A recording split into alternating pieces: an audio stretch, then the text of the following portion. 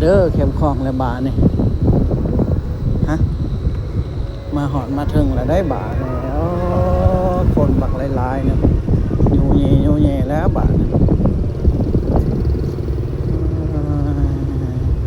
ค่อยไปเด้อค่อยไปอืมลืมรถลืมลายเลยโอ้ขายอย่างน้อลืมลายชิ้นลายอย่างเขาขายเลยนะ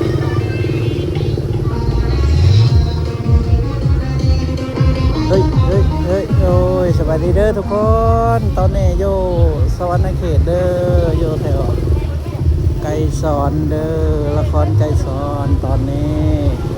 คนหนุ่มลังลายพี่น้องเอ้ยคนหลายพี่น้องหลายเขาขายเครื่องขายของกันหลายคน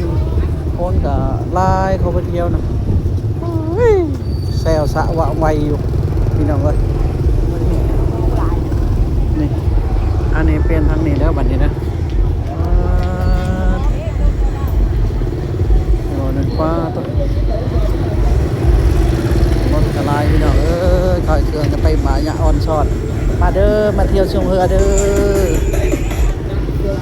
อยู่สวรรณเขตมาเลาะมาเที่ยวใกล้เชียงหอดยังแต่ถ้าได้มือเนี่ยแหละ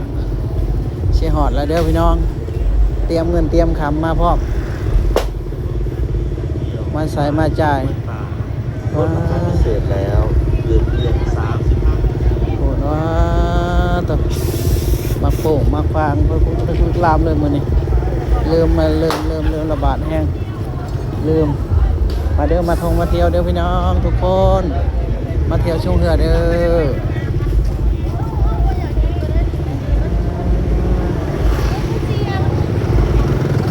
รถไฟมาประเทศ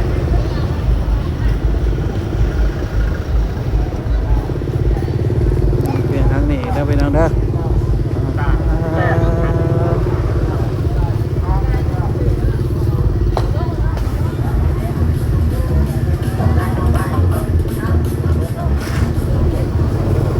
กะ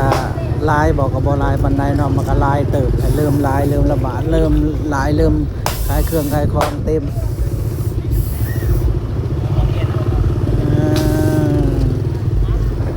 หอดมือวันที่7เด้อพี่น้องอย่าลืมไปชมไปเสียสมาคมคนพิการตาได้ไปเบิ่งเขาวงสมาคมคนพิการตาอยู่แถวหอวินศักดิ์เด้อบอนนั้นก็มีวงหนึ่งคือตะกี้เนาะซองอยู่ในจักอยู่มองเก่ามองเดิมเด้อพี่น้องอย่าลืมไปส่งไปเสียของสมาคมคนพิการตาเด้อขอว่าให้เขา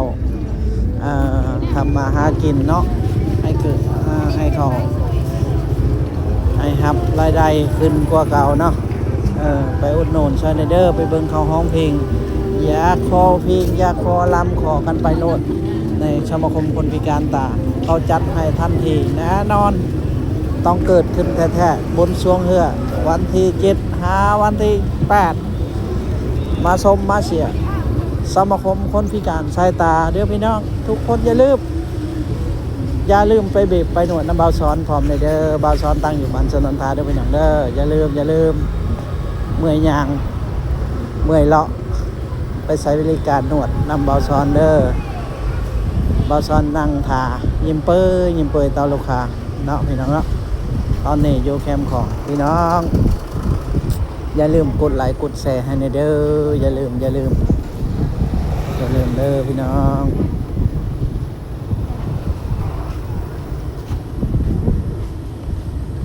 กลับขึ้น